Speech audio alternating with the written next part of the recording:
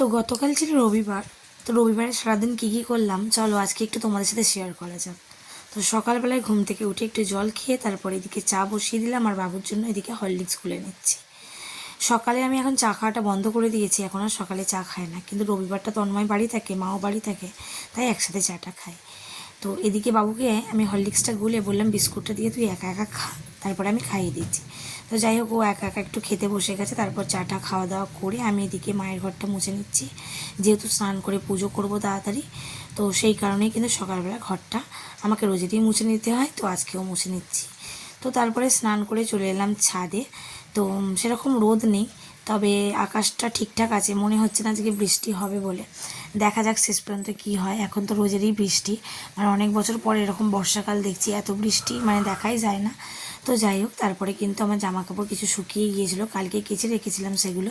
কালকে কেচেছিলাম বলে আজকে সকালে একটুখানি রোদে দিতেই কিন্তু সব শুকিয়ে গেছে। তো সেই কারণেই যেগুলো শুকিয়ে গেছে ছাদ থেকে নিয়ে চলে এলাম। বলা যায় না আকাশে এই ভালো আবার এই খারাপ, যার কারণে জামা কাপড়গুলো তাড়াতাড়ি করে এনে গুছিয়ে নিলাম। তারপরে এদিকে রান্নাও বসিয়ে দিলাম। তন্ময়ের আজকে একটা শ্রাদ্ধ বাড়ি আছে, তো ও ওখানেই খাবে, তাই আজকে রান্নার চাপটা এবেলা সেরকম নেই। আর এদিকে বিকেলবেলা ঘুম থেকে উঠে, দুপুরবেলা ঘুমিয়েছিলাম, ঘুম থেকে উঠে একটু চা বসিয়ে দিয়েছিলাম। বাড়িতে একজন কাকা এসেছিলেন, আমি আর কাকা চা খাবো, মায়ের জন্য একটু করে নিয়েছিলাম। তো চা খেয়ে নিয়ে এদিকে আমি কিন্তু রেডি হচ্ছিলাম কারণ সামনেই তো পুরী যাওয়ার কথা, আর পুরী যাবো বলে একটা ট্রলি ব্যাগ নেওয়ার আছে। আমার বিয়ের ট্রলি ব্যাগটা সেরকম এখন আর ভালো নেই, একটুখানি প্রবলেম আছে, তাই ভাবলাম একটা নতুন কিনে নেওয়া যাক। তো যাই হোক, ঝটপট করে রেডি হয়ে গেলাম। আমার রেডি হওয়া মানে তো শুধু ড্রেসটা পরা আর একটু লিপস্টিক দেওয়া, ব্যাস এটুকুতেই হয়ে যায়। তো তারপর রেডি হয়ে নিলাম, এবার কিন্তু আমরা বেরোবো। তো তন্ময় আর আমিই যাচ্ছিলাম, যেহেতু ট্রলি ব্যাগটা নিয়ে আসবো তাই আর বাবুকে নিয়ে যাইনি। কিন্তু যেতে যেতে ওর একটা বন্ধুকে ফোন করলাম, ওরাও শুনলাম বাইরেই গেছে, তাই কিন্তু আমরা একসাথে বেরিয়ে গেছিলাম। তারপরে একটা দোকান থেকে এই যে আইসক্রিম খেয়ে নিলাম, আইসক্রিমটা আমুলের, ভীষণ ভালো খেতে ছিল। তো এখানে এলাম ট্রলি ব্যাগটা নেওয়ার জন্য।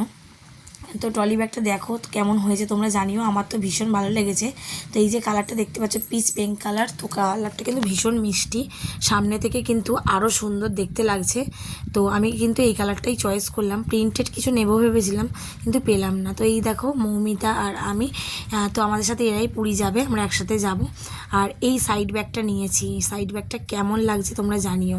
সাইড ব্যাগটা একটু দেখলাম ছোট করা আছে ফিতেটা, তাই তন্ময় একটু বাড়িয়ে দিচ্ছিলো, একটু লম্বা হলে বেশ ভালোই লাগে। ব্যাগের কালারটা বেশ ভালো লাগছে আমার, ইউনিক মতো।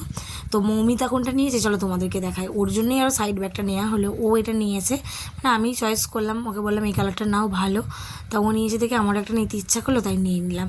একটা জুতোও নিয়েছি, তোমাদেরকে কিন্তু আর দেখানো হলো না জুতোটা। জুতো একটা না দুটো নেওয়া হয়ে গেছে, একেবারে পুজোরও নেওয়া হয়ে গেছে।